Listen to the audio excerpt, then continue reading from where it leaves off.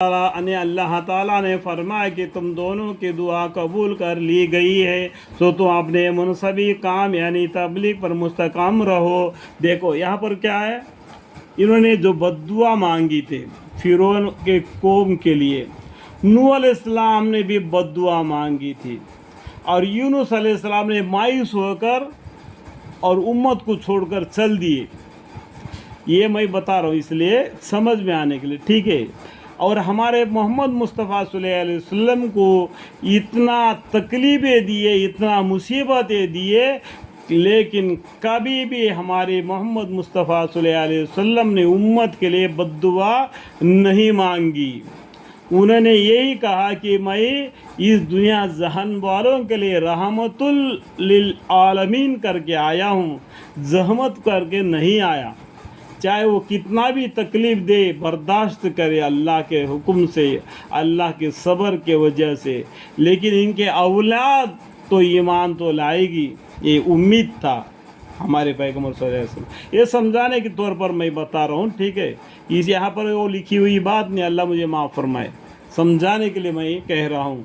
हक़ ताला ने फरमाया कि तुम दोनों की दुआ कबूल कर ली गई है, सो तो अपने मुनसबी काम यानी तबलीग पर मुस्तकीम रहो, और इन लोगों को राह ना चलना जिनको इल्म नहीं। और हमने बनी इसराइल को इस दरिया से पार कर दिया, फिर इनके पीछे पीछे फिरौन और माँ अपने लश्कर के जुल्म और ज़्यादती के इरादे से दरिया में चला। देखो, जो जब अपने उम्मत को यानी बनी इसराइल को लेके मूसा अलैहिस्सलाम और हारून अलैहिस्सलाम और फिरौन के शहर से निकलकर आगे बढ़े, आगे लाल समुंदर था, और फिरौन को मालूम पड़ा कि ये अपने मुल्क से भाग रहे, तो उसने पूरा लश्करों के साथ उनका पीछे लग गया।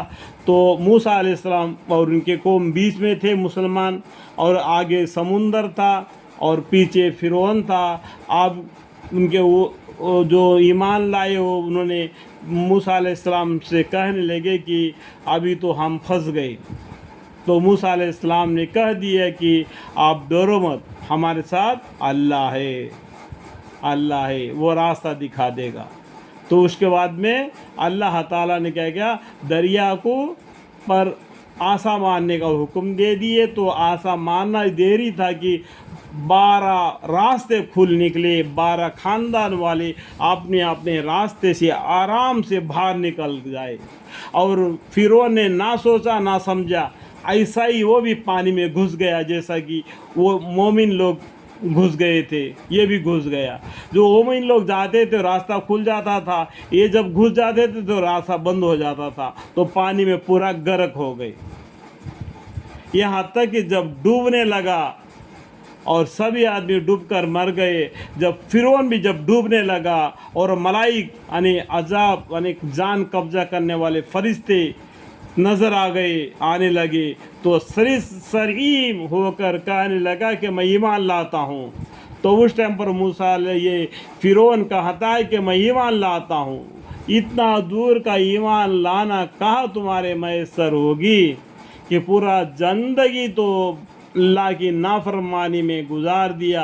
अभी जब पानी में डूबकर मरने का वक्त आ गया और मलाइक अजाब के नज़र आने लगे, तो सरीसीम होकर कहने लगा कि मैं ईमान लाता हूँ कि बजाय इसके जिस पर बनी इसराइल ईमान लाए कोई माबूद नहीं, और मैं मुसलमानों में दाखिल होता हूँ।